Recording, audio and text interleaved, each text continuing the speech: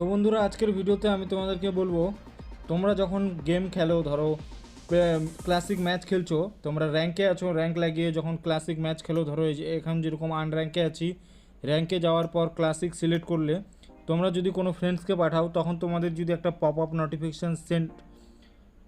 Notification show হয়, incompatible tyre can not team up. তো এই প্রবলেমটাকে তোমরা কীভাবে ফিক্স করবে, আর এই প্রবলেমটা আসে কিসের জন্য সেটা আমি তোমাদেরকে প্রথমে বলে দিই, আর এই প্রবলেমটা কীভাবে ফিক্স করবে সেটাও আমি তোমাদেরকে পরে বলছি।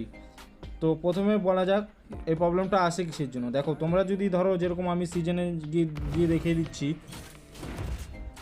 যেমন আমার সিজন আছে এখানে প্ল্যাটিনাম 2।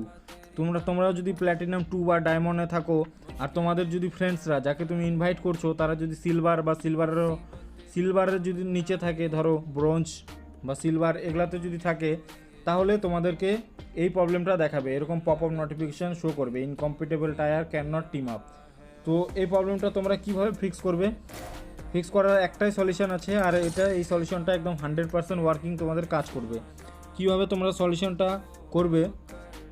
দেখো, তোমরা যদি 4জন মিলে খেলতে চাও, তখন যদি ফ্রেন্ড রিকোয়েস্ট পাঠাও, তারপরে যদি এই প্রবলেমটা আসে, তাহলে ও ষোলোতে খেলার কারণে ওর র্যাঙ্ক আপ হয় না। ষোলোতে খেলে যদি ওর র্যাঙ্ক ধরো ডায়মন্ডেও থাকে বা ক্রাউনেও থাকে, তারপরেও তোমাদের এই প্রবলেমটা দেখাবে। তোমরা যদি স্কোয়াডে খেলতে চাও, স্কোয়াডের জন্য ইনভাইট পাঠাও, ওকে র্যান্ডম প্লেয়ারের সাথে স্কোয়াডের সাথে খেলতে হবে। খেলে ওকে মিনিমাম গোল্ড টায়ারে আসতে হবে। গোল্ড টায়ারে আসার পরে তোমাদের সাথে ও খেলতে পারবে। ধরো যদি তোমরা ডুয়োতে খেলতে চাও আর ওর যদি র্যাঙ্ক স্কোয়াডে থাকে, তাও তোমরা ইনভাইট করতে পারবে না, সেম প্রবলেম তোমাদেরকে দেখাবে। তাহলে কি করতে হবে? ডুয়োতে ওকে র্যাঙ্ক পুশ করতে হবে। আমি এটাই বলতে চাচ্ছি, তোমরা যেরকমভাবে খেলতে চাও, ধরো স্কোয়াডের সাথে খেলা নিতে চাও, তারপরে যদি প্রবলেম দেখায়, তাহলে ওকে স্কোয়াডের র্যান্ডম প্লেয়ারের সাথে স্কোয়াডে খেলে ওকে গোল্ডে আসতে হবে।